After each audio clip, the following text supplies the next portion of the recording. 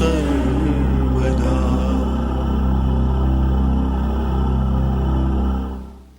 The Bhagavad Gita is a book of mankind's collected experience of and answers to life's most basic questions. Who I am, from where do I come, what is my purpose and destiny, and most practically, how do I find happiness? These podcasts originate in the lectures of Neil Bhatt, a disciple of Swami Chinmayananda. They are presented here in 20 to 30-minute segments, each covering 3 of the Gita's 701 verses. Welcome to Gita Wisdom for Daily Living. So we had been discussing chapter 2, Sankhya Yoga, Yoga of Knowledge. So far, we have discussed up to the verse 30, the knowledge of Sankhya, the knowledge about your own self, what is the nature of the self. And then he said, now I'll teach you the Buddhi Yoga. I'll teach you the yoga of how to implement this knowledge in your life. That's called Buddhi Yoga, intelligent way of living. And then Bhagavan said the way to work in this world is to have equanimity. And the equanimity comes from your understanding of what you are getting into.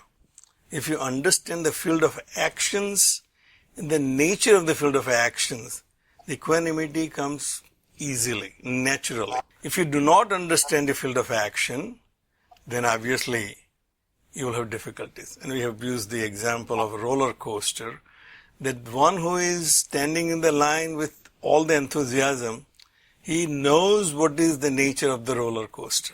He anticipates the ups and downs and twists and turns. That's the thrill of riding a roller coaster. If there was no ups and downs and twists and turns, there is no fun in roller coaster.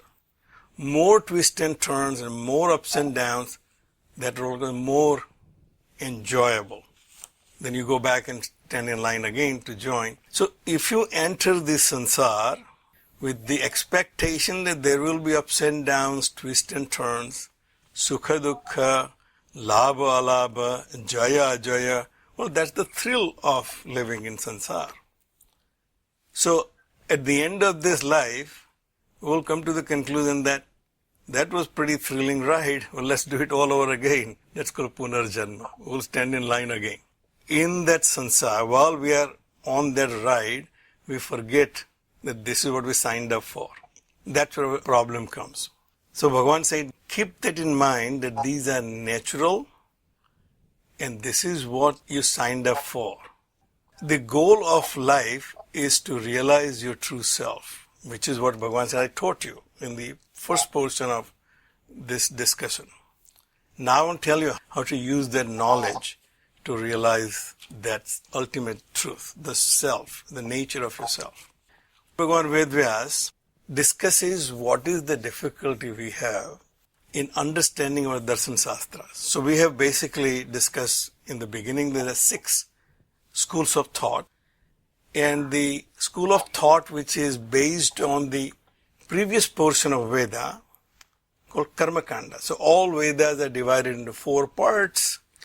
There are the mantras, then brahmanas, then aranyakas, and then Upanishads. The philosophy which is more centered around Karmakand, the Brahmana portion, is called Purva Mimamsa. And we have discussed before, in Purva Mimamsa, the goal of life is to reach heavens. And in heavens, then you will have suprasensuous experiences to make you feel happy. Every good action we perform will create merits. You accumulate enough merits so you can go to Swarga. And in that Swarga, then you will have these enjoyments. When you exhaust your balance of your merits, you will come back again, work again for the more merits and go back to Swarga again.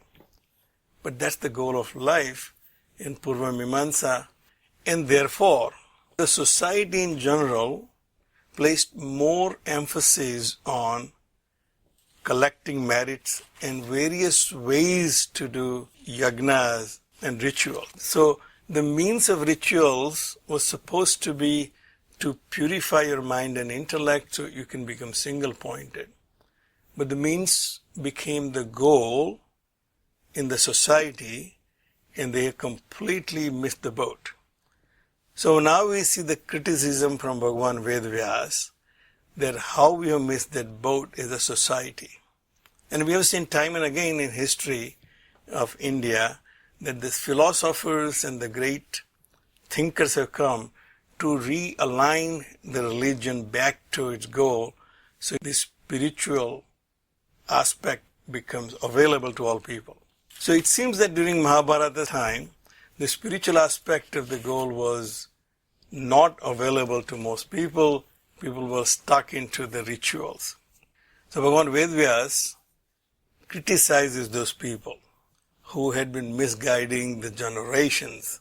So he says in verse 42, Yam imam puspitam vacham pravadanti vipaschitaha.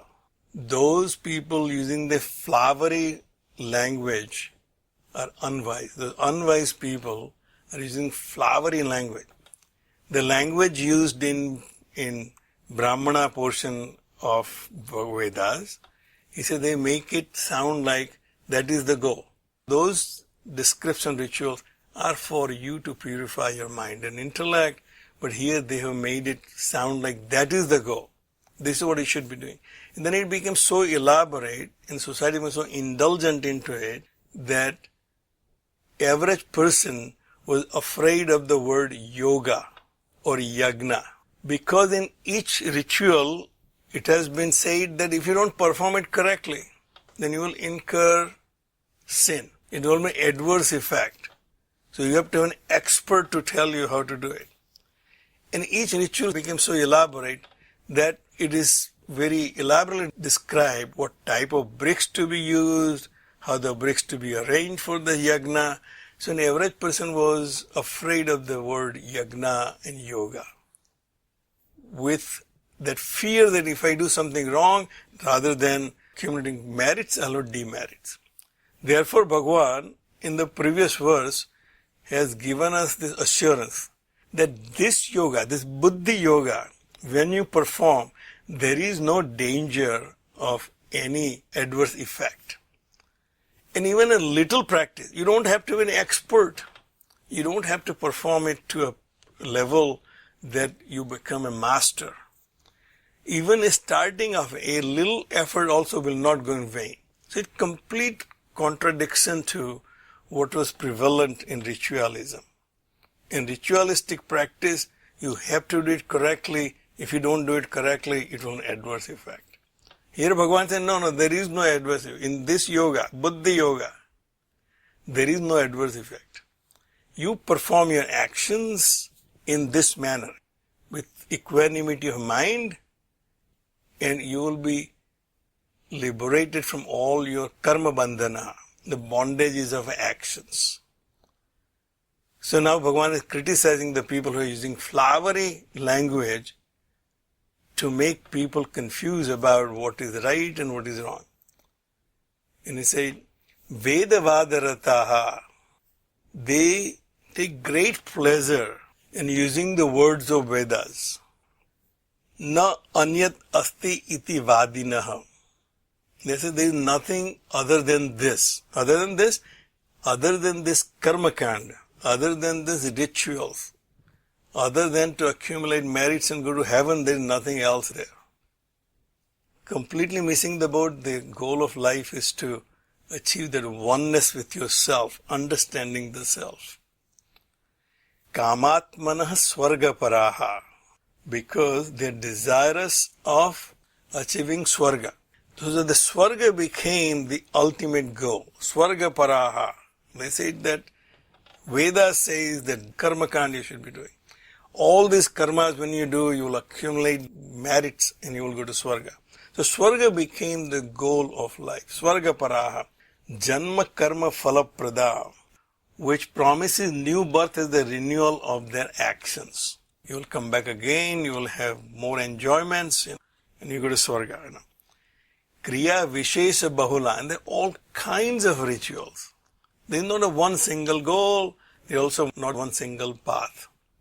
There are so many desires and so many goals. So now you can say that even though this criticism is for the karma kanda, if you look at our lives, it is exactly that. We are all karmakandis.